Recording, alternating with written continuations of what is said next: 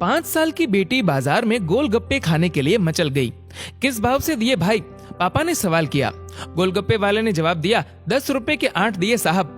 पापा को मालूम नहीं था गोलगप्पे इतने महंगे हो गए हैं। जब वे खाया करते थे तब तो 5 रुपए के 10 मिला करते थे। पापा ने जेब में हाथ डाला, 15 रुपए बचे थे। बाकी रुपए घर की जरूरत का सामान लेने में खर्च हो गए थे। उनका गांव शहर से दूर है। 10 रुपए तो बस के किराए में लग जाने हैं। नहीं भाई, 5 रुपए में 10 दो तो ठीक है, वरना नहीं लेने।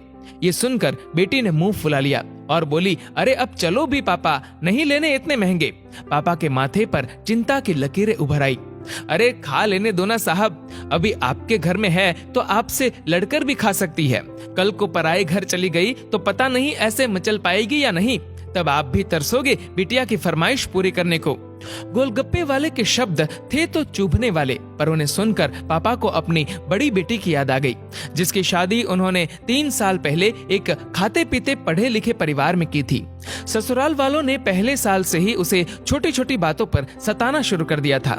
2 साल तक वह मुट्ठी भर भर के रुपए उनके मुंह में ठूसता रहा, पर उनका पेट बढ़ता ही चला गया और अंत में एक दिन सीढ़ियों से गिरकर बेटी की मौत की खबर ही मायके पहुंची।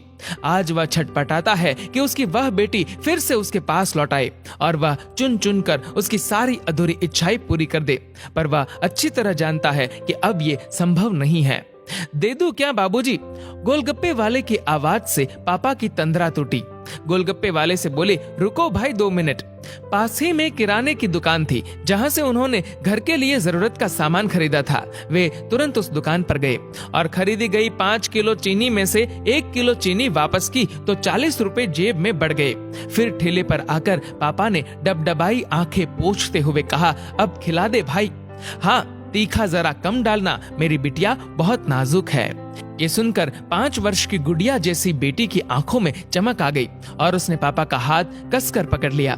जब तक बेटी हमारे घर है उसकी हर इच्छा जरूर पूरी करे, कोशिश करे उसे हर संभव खुशी देने की। क्या पता शादी के बाद उसकी कोई इच्छा पूरी हो पाए या ना हो पाए।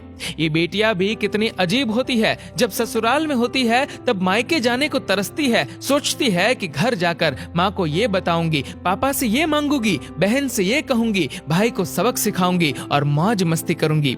लेकिन जब सच में मायके जाती है तो एकदम शांत हो जाती है, किसी से कुछ भी नहीं बोलती, बस माँ बाप भाई बहन से गले मिलती है, बहुत खुश होती है, भूल जाती है कुछ पल के लिए पति और ससुराल, क्योंकि एक अनोखा प्यार होता है मायके में, एक अजीब कशिश होती है मायके में। ससुराल में कितना भी प्यार मिले, माँ बाप की एक मुस्कान को तरसती है ये बेटियां। ससुराल में कितना भी रोए पर मायके में एक भी आंसू नहीं बहाती ये बेटियां, क्योंकि बेटियों का एक भी आंसू माँ बाप भाई बहन को हिला देता है, रुला देता है। कितनी अजीब है ये बेटियां, कितनी नटखट है ये बेटियां, भगवान की अनमोल देन है ये बेटियां। हो सके तो बेटियों को बहुत प्यार दे, उन्हें कभी भी न रुलाए, क्योंकि ये अनमोल बेटी 2 परिवार जोड़ती है, 2 रिश्तों को साथ लाती है अपने प्यार और मुस्कान से। ईश्वर से प्रार्थना यही है कि सभी बेटियां खुश रहे हमेशा, भले ही वो मायके में हो या ससुराल में। खुशकिस्मत है वो लोग जो बेटी के बाप है, उन्हें भरपूर प्यार दे, दुलार करे और यही व्यवहार अपनी पत्नी के साथ भी करे, क्योंकि वो भी किसी की बेटी है जो अपने माँ बाप का घर छोड़कर आपके साथ पूरी जिंदगी बिताने आई है। उसके पिता की सारी उम्मीदें सिर्फ और सिर्फ आपसे है।